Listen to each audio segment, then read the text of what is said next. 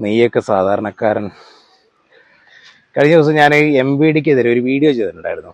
ആ വീഡിയോയ്ക്ക് ഇടയിൽ വന്നൊരു കമൻ്റാണിത്. ഈ ചേച്ചി ഒരു സാധാരണക്കാരിയാണ്.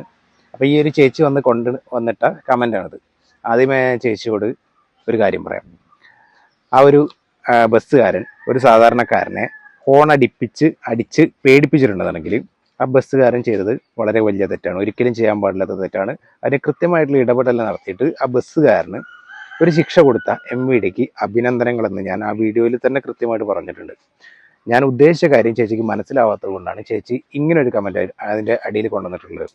ഞാൻ ഉദ്ദേശിച്ച കാര്യം എന്താണെന്ന് വെച്ചാൽ, നമ്മുടെ നാട്ടിൽ ഉള്ള റോഡുകളിൽ ഒരു വാഹനം ഓടിക്കണമെന്നുണ്ടെങ്കിൽ അതിന് ചില മാനദണ്ഡങ്ങളുണ്ട് ചേച്ചി. അതായത് ഫിറ്റ്നസ് വേണം, ടയർ വേണം, അതിന് പൊല്യൂഷൻ സർട്ടിഫിക്കറ്റ് വേണം. അങ്ങനെ ഒരുപാട് നിയമങ്ങളുള്ള ഒരു നാടാണ് നമ്മുടേത്. എന്നാൽ അതേ റൂട്ടിലോടുന്ന KSRTC, സർക്കാരിൻ്റെ സ്വന്തം വാഹനമായിട്ടുള്ള KSRTC അതേ മാനദണ്ഡങ്ങൾ പാലിച്ചുകൊണ്ട് അതേ റൂട്ടിലോടുന്ന എത്ര വാഹനങ്ങൾക്ക് ഈ പറയുന്ന മാനദണ്ഡങ്ങൾ പാലിച്ചിട്ടുള്ള സർട്ടിഫിക്കറ്റും ഫിറ്റ്നസ്സും കാര്യങ്ങളൊക്കെ ഉണ്ട്? പോട്ടെ, ടയർ എത്ര ഉണ്ട്? നല്ല വൃത്തിയായിട്ട് ഓടിക്കുന്ന ഡ്രൈവർമാർ എത്ര പേരുണ്ട്? ഞാൻ ചോദിച്ചു കഴിഞ്ഞിട്ടുണ്ടെങ്കിൽ ചേച്ചിക്ക് ഞാൻ കുറ്റക്കാരനാവും.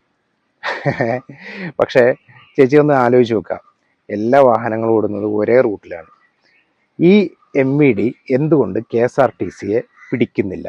KSRTCയുടെ ഒരു ബസ്സെങ്കിലും MVD പോയിട്ട് പിടിച്ചതിൻ്റെ വീഡിയോയോ അല്ലെങ്കിൽ എന്തെങ്കിലും അവരവരുടെ ഒഫീഷ്യൽ വെബ്സൈറ്റിലോ ഒഫീഷ്യൽ പേജിലോ ഷെയർ ചെയ്തിട്ട് ചേച്ചി കണ്ടിട്ടുണ്ടോ? ഇല്ല, കാണില്ല. അതെന്താണെന്ന് വെച്ചാൽ ഒരു നാട്ടിൽ രണ്ട് നിയമമാണ്. അതാണ് ഞാൻ ആ ഒരു വീഡിയോയിലൂടെ പറഞ്ഞിട്ടുള്ളത്. അല്ല ചേച്ചിയെ ദ്രോഹിക്കണമെന്നൊന്നും ഞാൻ വിചാരിച്ചിട്ടില്ല. അത് ചേച്ചിക്ക് മനസ്സിലായി എന്ന് ഞാൻ വിചാരിക്കുന്നുണ്ട്.